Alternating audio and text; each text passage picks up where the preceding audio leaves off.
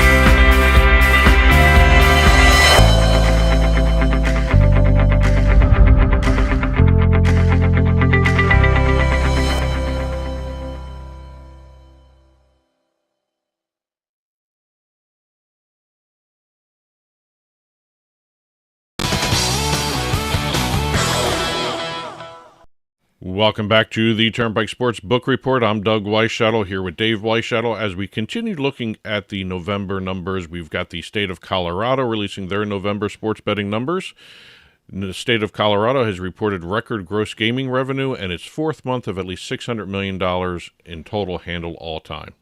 So when we're talking about Colorado, my first thing that pops into my head is table tennis. Do you have some table tennis numbers for us? I have table you tennis have table numbers? tennis Yes. numbers. All right. But before we get to that... you're going to tease me with table Yes. tennis. All right. All-time handle for the state passed $17 billion. All-time gross gaming revenue passed $1.5 billion. All right.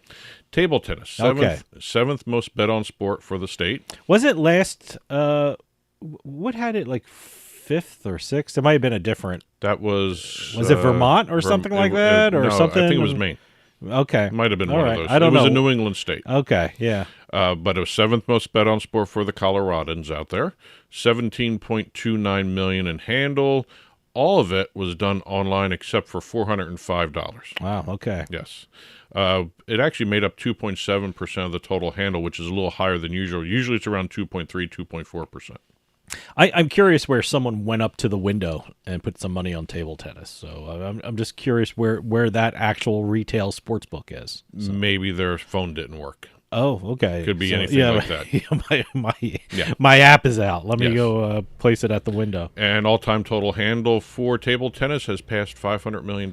That's all time? That's all time. Okay. All right. Moving over to the state of Louisiana, we've got their November sports betting numbers. Louisiana became the 14th state to pass $1 billion in gross gaming revenue. Wow, that's pretty good. Record handle for the second consecutive month for the state, and parlays.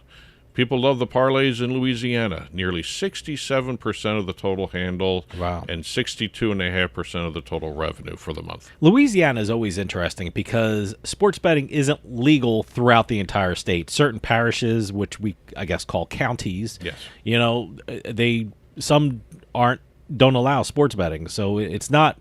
Sports betting is legal throughout the state. It's certain counties or parishes or whatever they call it. So, moving over to Kentucky, we've got their November sports betting report. State of Kentucky's reported record total handle, record mobile handle for the month.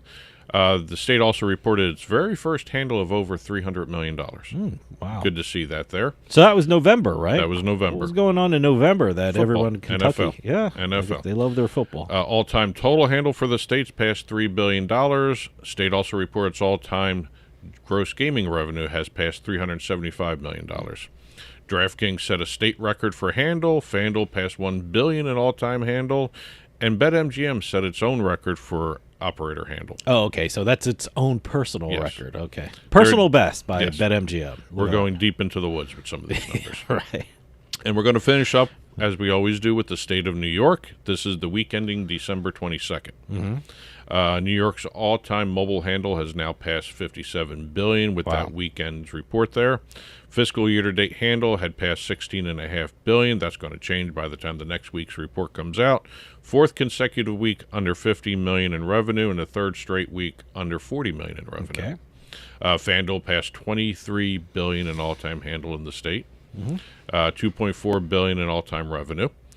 6.5 billion in the fiscal year-to-date handle, with 8 out of 10 weeks of at least $200 million in weekly handle and $700 million in fiscal year-to-date gross gaming revenue. You know, I remember before New York started with the mobile sports betting and everything like that, everyone was saying, gee, will like sports betting operators jump in on that state because the tax rate's like 51%, and you know the sports betting operators are doing incredibly well in New York. So. Speaking of operators, DraftKings passed $6 billion in fiscal year-to-date handle. There you go, look at that. Fanatics, $1 billion in fiscal year-to-date handle, and ESPN Bet recorded its highest handle for a weekly handle in the state, but its lowest revenue. Okay. Yeah.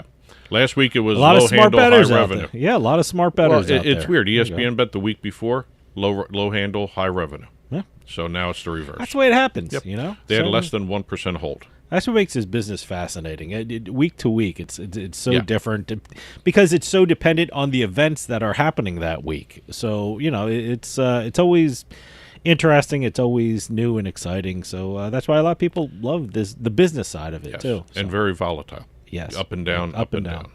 Volatile it denotes something bad negative, for me, but I say it's explanation exciting. I say it's always new and always special. So volatile. It's the only way I can describe it. It's up and down. Yeah, but it's a half full kind of thing. So well, engineering background, I look at it that way. Yeah, so, all right. Anyway, we're moving over. I say it's dynamic and exciting. You say go. it's volatile. Yes. Okay. Well, that's it for the state and national reports. We're talking deals right now.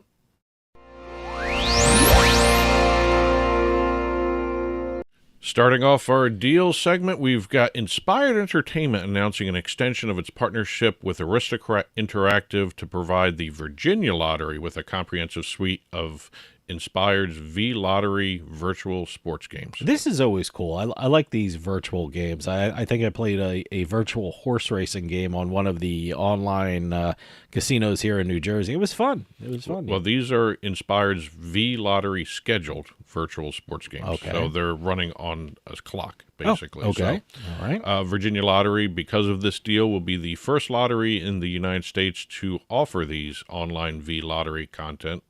The different sports, we're going to have virtual football, virtual basketball, virtual horse racing, with plans for further expansion in another area of virtual sports. I hope this catches on because I love the fact. I wish I was in Virginia to see this stuff and play this stuff because it sounds amazing. It sounds great. So, you know, hey.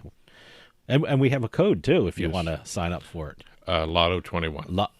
Lotto 21? Lotto 21. Okay, good. Lotto 21. Yep. I didn't even know that. I knew we had a code. It's Lotto 21. They'll be available through the Virginia Lottery website and the mobile app mid-2025. Moving over to a tech deal we have here, VIP Play, which also operates in Tennessee under the auspices of Zen Sports. VIP Play Inc. has announced a deal with Delaware North to operate in West Virginia under Delaware North Wheeling Island Casino sports betting license. Okay. VIPZ, that's its coding for the stock exchange as well. All right. Okay. VIP Play will pay Delaware North a percentage of their online net gaming revenue during the term of the agreement. Again, pending regulatory approvals, they will launch in West Virginia under this deal. Great. Last deal for the week, we have our real estate deal.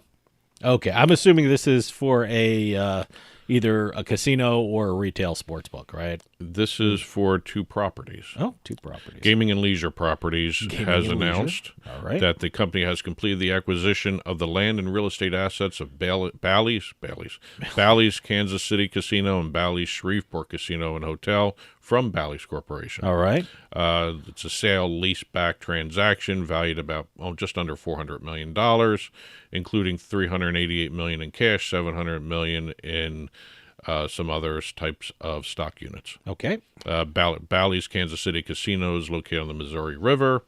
Bally's Shreveport is along the Red River in Shreveport, Louisiana. Okay.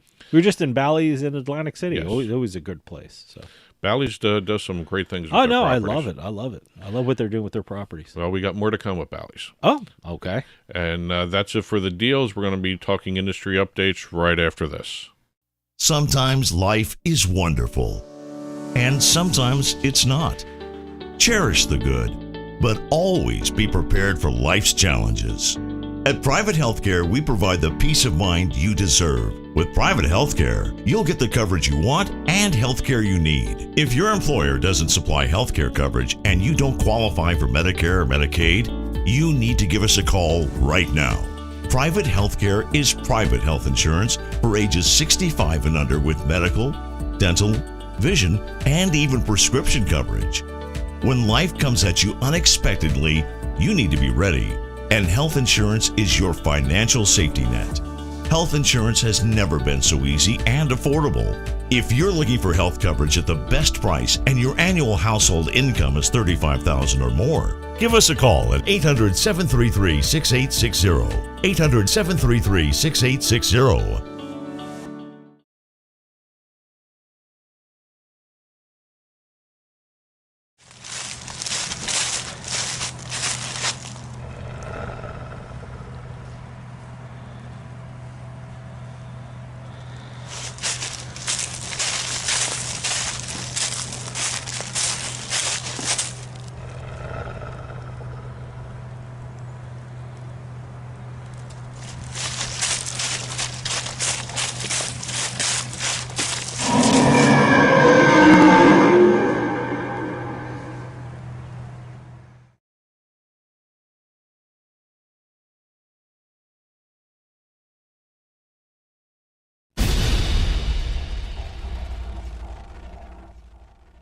Welcome back to the Turnpike Sports Book Report. I'm Doug Weischadle here with Dave Weischadle.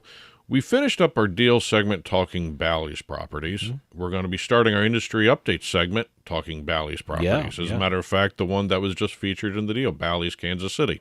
Mm-hmm. Bally's Kansas City unveiled its highly anticipated high-limit gaming experience. Oh, okay. Basically the high-limit gaming room. Okay. 4 table games, over 60 popular slot machines that are all high-end, high-limit.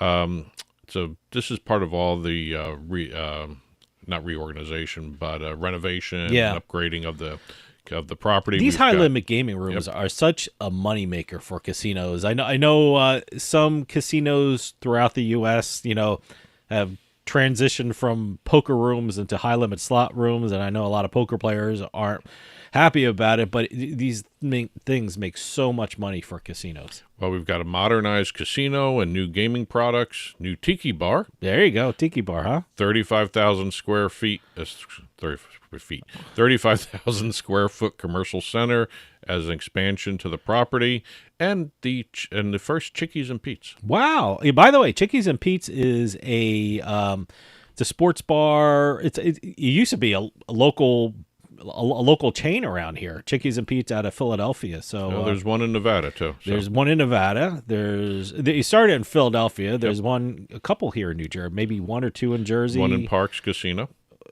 Oh, yeah, that is, Parks Casino. I didn't even think of that. There was also one they had. There's one in Tropicana, in Atlantic City. Mm-hmm. There's one right here, Bordentown, New Jersey. They also held one of the first boutique sports betting licenses. Those the little mini casino type things. Malvern, which is now Malvern. That was one of the first ones.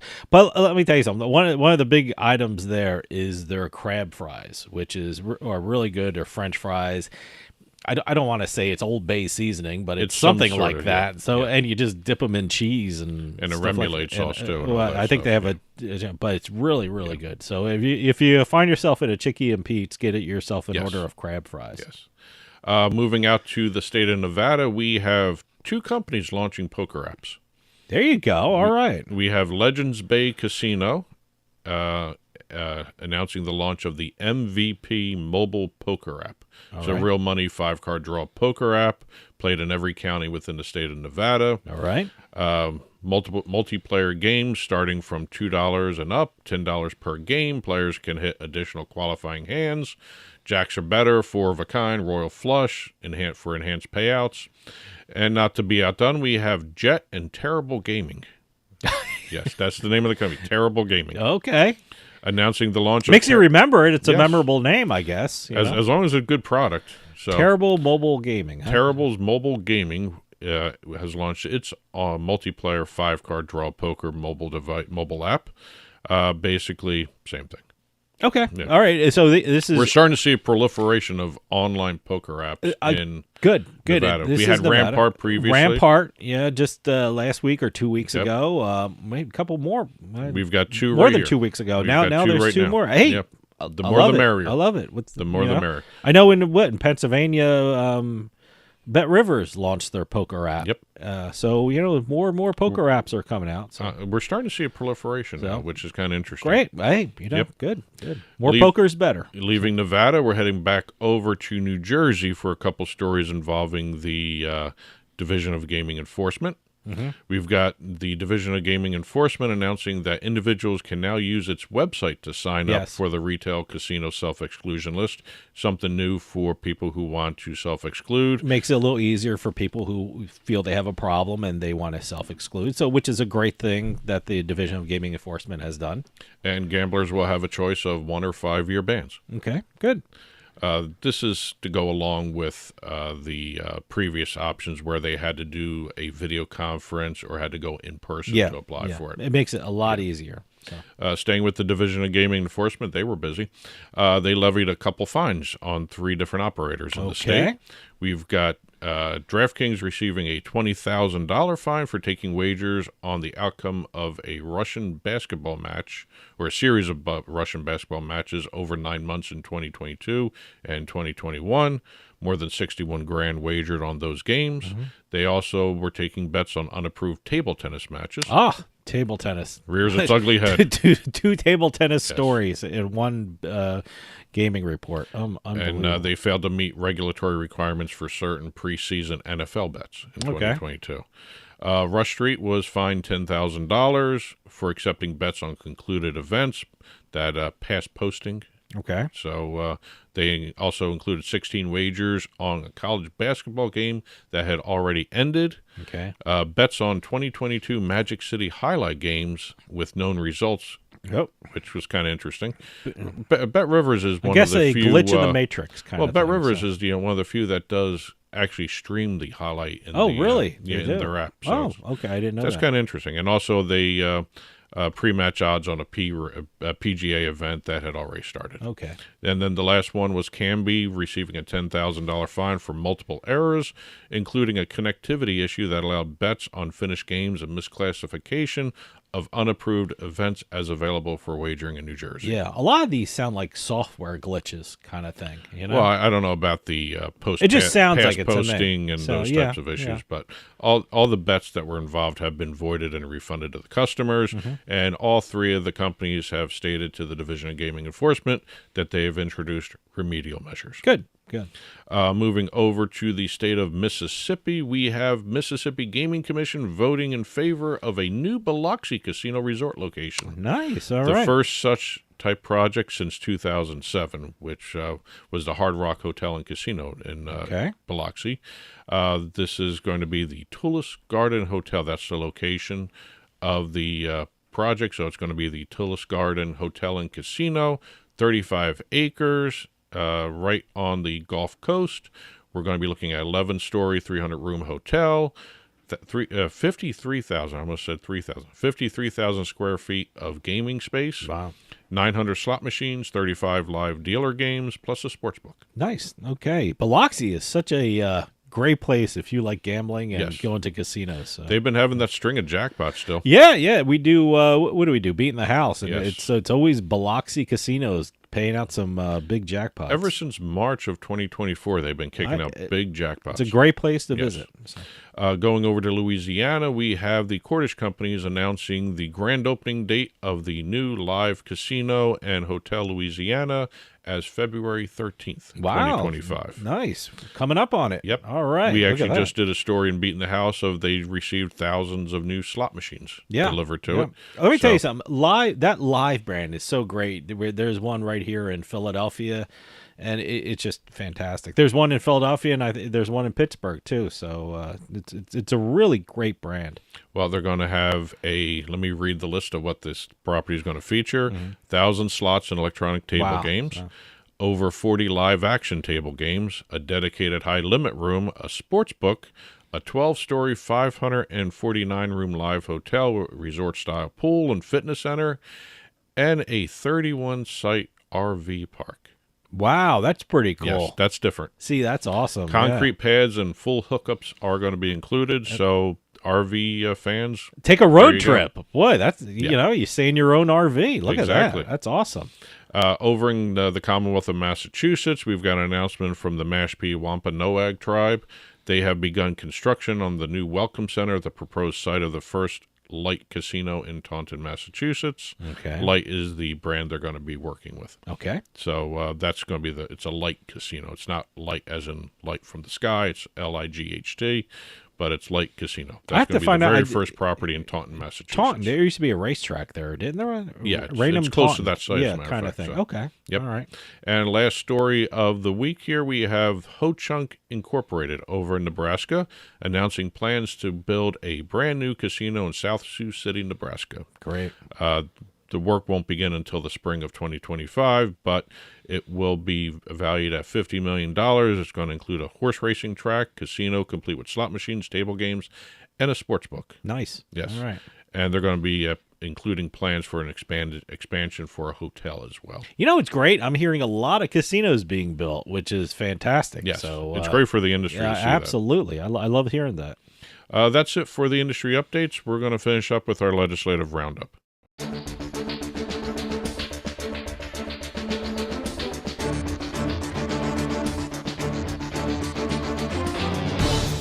Finishing up with our legislative roundup, we're heading over to the state of Texas, where we have Democratic Senator Carol Alvarado filing SJR 16, Senate Joint Resolution 16, which would allow for gambling at destination resorts, allow for legal sports betting, and create a state gaming commission. Wow, nice. Okay. There's been so many different proposals. I know. introduced. It's one of those things that it's probably not going to go, but who knows? And like I said, we're seeing a lot of casinos built. We're seeing a lot of properties developed, and why not Texas? I hope the legislators in Texas see what's going on in the rest of the country and how much money these states are making from casino gambling and sports betting. So hopefully they'll. There's a lot of great property in Texas, and I know a lot of people in Texas love to drive to Louisiana or Oklahoma and gamble. So we'll see what happens with Texas. The resolution calls for 7 destination casino resorts, 15% tax rate on gross gaming revenue from the casinos. The bill also specifically asks for 2 casino destination resorts in the Dallas-Fort Worth area, and in the Houston areas, and 1 in the Corpus Christi, 1 in McAllen, 1 in San Antonio metropolitan areas. Okay. Proposal does not name a tax rate for sports betting, nor does it specify whether digital sports betting will be allowed. This is, right now, everyone is assuming retail sports betting. Okay. All right. We'll see if this actually makes any kind of progress in the next legislative session. Sure. Moving over to the state of Mississippi, we just talked about Mississippi approving a brand new casino project. We have the Mississippi Gaming Commissioner Jay McDaniel, the commission director, stating that they're going to be looking at the online sports betting issue once again in the 2025 legislative season. Okay. And also that the offshore books Bovada, MyBookie, BetUS, BetWhale, and BetOnline have ignored the cease and desist letters. Oh, okay. Well, they are making a interesting. lot of money off the Mississippi residents Sure. because there's no online sports betting there. So everyone is kind of waiting to see what happens here. But there's at least 5 there that have ignored the cease and desist letters. You know what's going to happen? I guess it's really going to have to ramp up. And the one thing about having mobile sports betting is you have some kind of structure and some kind of regulations, and these offshore books are just ignoring it because you have no, mobile sports betting. Yep. So once you get mobile sports betting, I think there's going to be more and more effort to get rid of these illegal books. So moving over I to should say offshore books. I guess they're illegal. Unlicensed books. Unregulated. There's a good word. Yeah. Well, what? Unregulated. That's the problem. They're unregulated. Exactly. Well, that's the reason. Yeah. Moving over to the state of Wyoming for our last story of the week, we have Robert Davis of the House of Representatives announcing his plans to reintroduce Wyoming online casino legislation. Mm-hmm. The state just recently had Spectrum Gaming do a study, and the forecast that Spectrum Gaming came up with was that if online casinos were made legal in the state, there would be between $93 million and $138 million generated in revenue in the first year alone. Yeah. So we'll see if this legislation makes any movement forward. Usually when you see Spectrum Gaming involved, their word does carry a lot of weight in the industry. Absolutely. Well, that's it for this week's Turnpike Sports Book Report. If you've been watching on TV, there's been a ticker flying by below us with additional news stories that we now have a chance to talk about in the half hour here. The stories refer to international as well as domestic stories, entertainment, as well as other forms of gaming industry news there. Also, after the show is released every Monday morning, there is a full print version of the book report that has stories we talked about, stories from the ticker, as well as stories we didn't have a chance to talk about anywhere else in a full print version of the book report. Feel free to head on over to turnpikesports.us, click on the blog button, and you'll be taken there to the print version of the book report. And as always, press releases, info@turnpikesportsradio.com. And that'll do it for us this week. We'll see you next time on the Turnpike.